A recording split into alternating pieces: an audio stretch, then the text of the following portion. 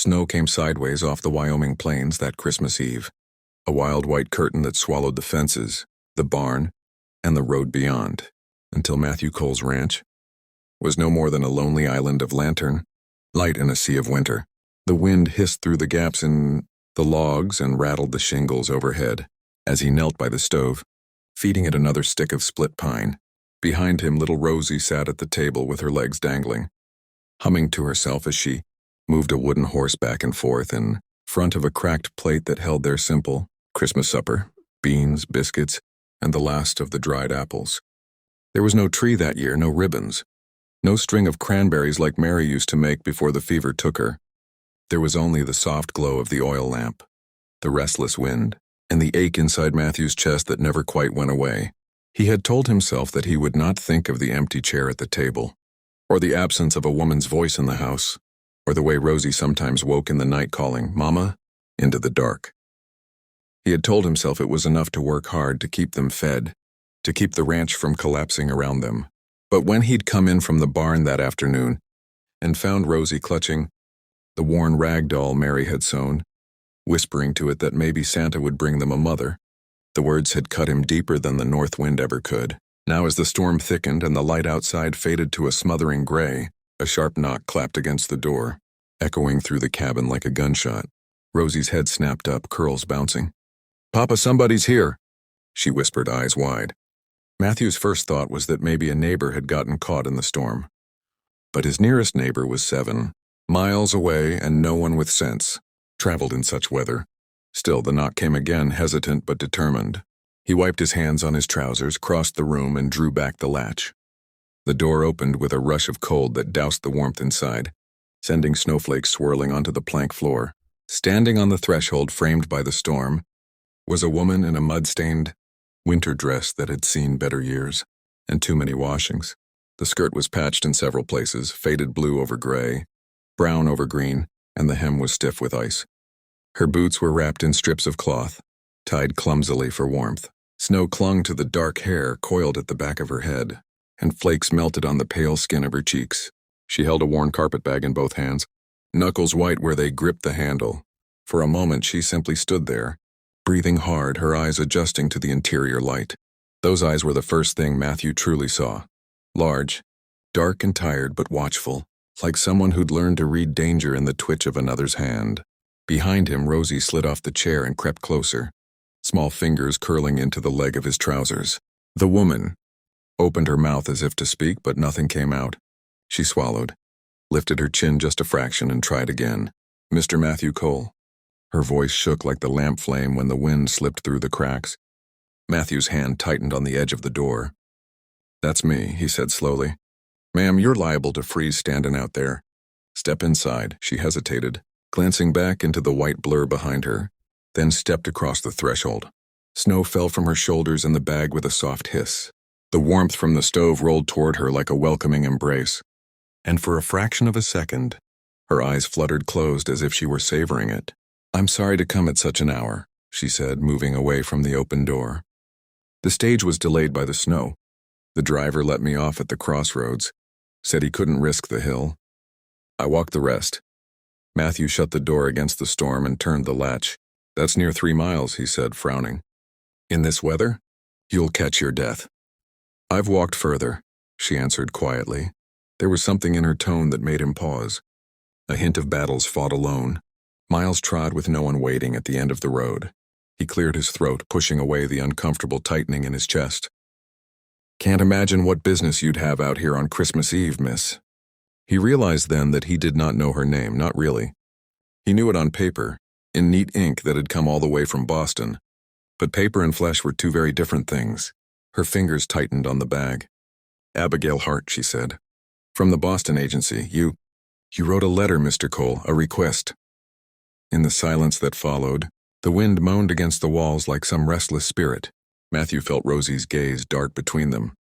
His own words came back to him, the ones he'd scrawled late at night by lamplight, after too many days of Rosie's quiet loneliness and his own exhaustion.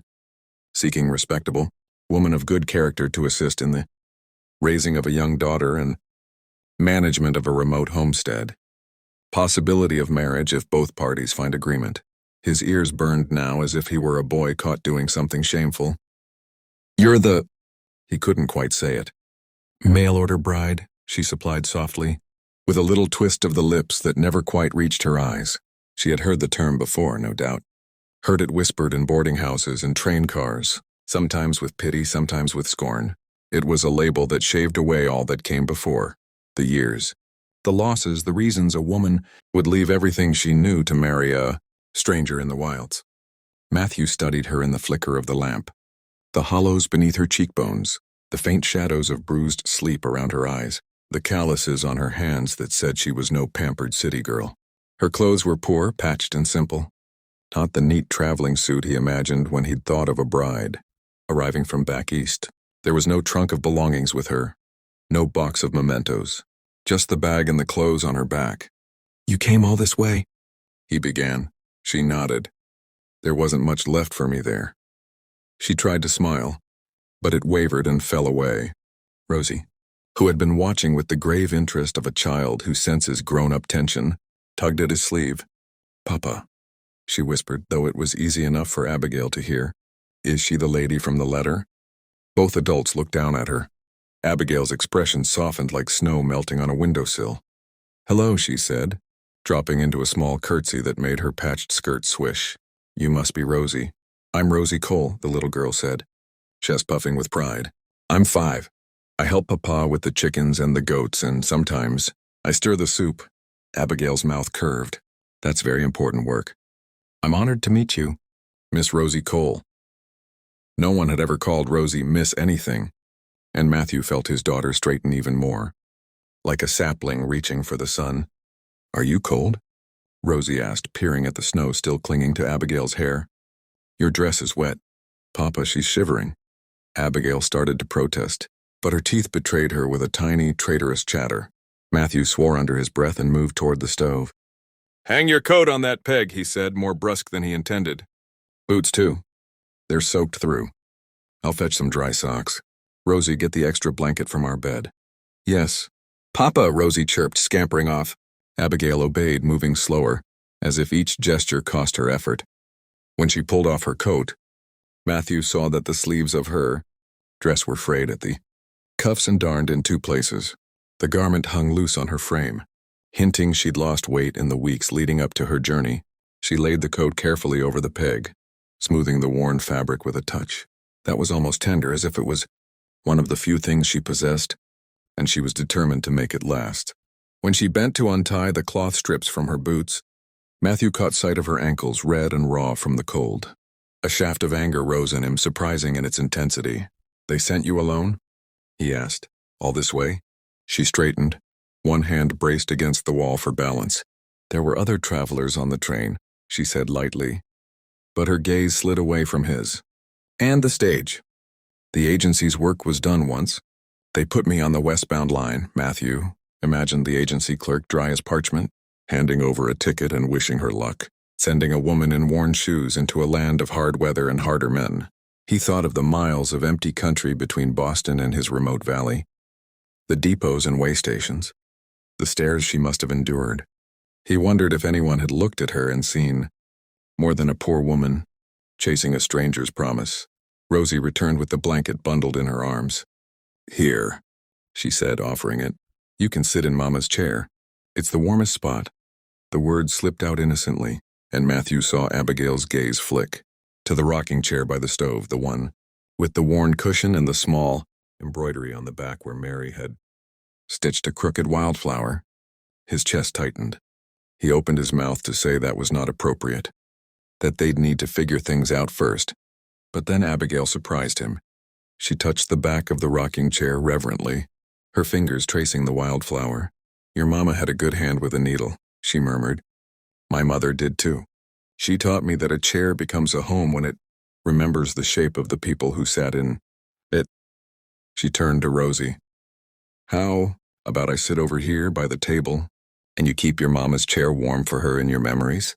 I'll feel better knowing it's still yours." Rosie seemed to consider this with great seriousness, then nodded.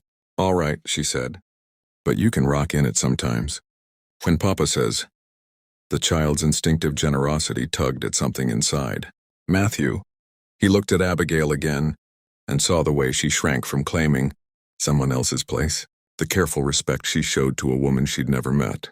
Mary had asked him in the last days to promise he would not let the ranch swallow him whole, that he would find love again when the time was right, that he would make sure Rosie knew a woman's softness as well as a father's rough hands. He had promised, choking on grief, not understanding how impossible it would feel. And yet here stood the answer to that promise, soaked and shivering, dressed in rags and carrying all her worldly goods in a single bag. "Sit," he said quietly, gesturing to the chair by the table. "Warm yourself. There's hot coffee and beans, if you'd like." Abigail sat, wrapping the blanket around her shoulders. Her hands emerged from the folds thinner than they should be, scarred in a few places with small white lines that told stories he could not yet hear. She cupped the tin mug he set before her, closing her eyes briefly as the heat seeped into her fingers. When she took a sip, the smallest sound escaped her, half sigh, half relief. "Thank you," she said. Her voice caught and she pressed her lips together, the muscles in her throat tightening as she got control of herself. Rosie climbed onto the chair opposite her, resting her chin on her hands. "Did you ride a dragon to get here?" she asked. "Or a buffalo?" Abigail blinked, surprised into a genuine smile. It transformed her face, softening the lines of exhaustion, bringing warmth to her eyes so bright that Matthew caught his breath. "I'm afraid it was only a train and a wagon," she said. The dragons were all busy hauling Santa's sleigh. Rosie's mouth made a small O. "You know Santa?" "Not personally," Abigail said. "But I've heard he's very fond of little girls who help with chickens and goats." Rosie glowed. Matthew, listening as he ladled beans onto a plate, realized that in less than 5 minutes this stranger had made his daughter laugh twice and sit straighter in her chair. He hadn't seen Rosie beam like that in months. When they'd finished eating, Matthew cleared his throat. "Miss Hart," he said, reverting to formality, because it was easier than admitting how much had shifted in such a short space. "We ought to discuss the terms of our arrangement. You must be tired after your journey." "But I'm tired," she said softly, looking down at the hands folded on the table. "But I'd prefer to talk tonight. I don't like not knowing where I stand." Again, he heard something in her words, a history of being kept in the dark, of walls shifting around her without warning. He nodded. "Fair enough." He sat across from her, elbows on his knees, hat turning slowly between his fingers. "My letter said the truth of it. I've got a ranch barely holding together, a daughter who needs a woman's guidance, and 2 hands that can't be in 3 places at once. I'm not looking for a fancy marriage nor a servant. I'm looking for a partner who'll share the work and the life, for better or worse." He paused, searching her face. "There's no shame in changing your mind. If you see this place, see me, and decide it's not what you expected, I'll find a way to get you to town come morning. You don't owe me anything." She listened in silence, her gaze never leaving his. "I didn't come all this way to turn around at the door," she said when he finished. "If you'll have me, I'll work hard. I can cook plain but filling food, mend clothes, tend a garden once the ground thaws. I've taken care of sick people and old people and little ones. I don't scare easy." Her jaw tightened briefly. "I do not drink, and I do not abide a man who raises his hand in anger. If that is your way, better we know it now." "That's not my way," Matthew said, the words coming out rough. "A man who hits a woman isn't fit to call himself a man." Something eased in her shoulders at that, though the wariness in her eyes remained, a sentry that would not be dismissed so easily. "Then we understand one another better than most before supper," she said. "As for marriage," she looked toward the small bedroom where Rosie slept, already lulled into dreams by the warmth and the sound of adult voices. "I don't expect affection where it's not freely given." "I know I'm not much of a prize." She glanced down at her patched dress with a wry little tilt of her head. "If all you require is a housekeeper and someone to care for your daughter, we can make a practical arrangement. If in time you find you wish for more, we can speak of vows then. But I won't share a man's bed unless I'm his lawful wife. And I won't be traded like a cow or a sack of grain." Matthew felt a heat rise in him, anger that she had to speak such a thing aloud. that somewhere along the trail some man had made her believe she had no value beyond what she could bargain for. He thought of the men in town who joked crudely about mail-order brides, about cheap wives and bargains. He looked at the woman before him, the quiet strength of her back, the honesty in her eyes, and knew that if they called her cheap, it was only because they were too small to see her worth. "You're not a bargain," he said before he could stop himself. She blinked, startled. "Beg pardon?" "You're not a bargain," he repeated slower, feeling his ears burn. "You're a person, Miss Hart, a woman who walked 3 miles through a storm to keep a promise to a stranger. That's worth something in my book." Silence settled between them for a moment, broken only by the crackle of the fire and the distant howl of the wind. Abigail swallowed, her fingers twisting in the blanket. "No one's spoken of my worth in a long time, Mr. Cole," she murmured. "Not without an expectation attached." "Maybe it's time that changed," he said, surprising himself again. "Around here folks earn their place, by how they treat others and how they stand. When the weather turns bad, you're here. You're standing. That's a start." Her eyes shone, and she turned her head slightly, as if blinking away something that might spill over. "Then what would you have me be?" she asked. "For now," he said, "a guest who needs a warm bed and dry clothes. Tomorrow we'll see about the rest. There's no rush to sign anything tonight.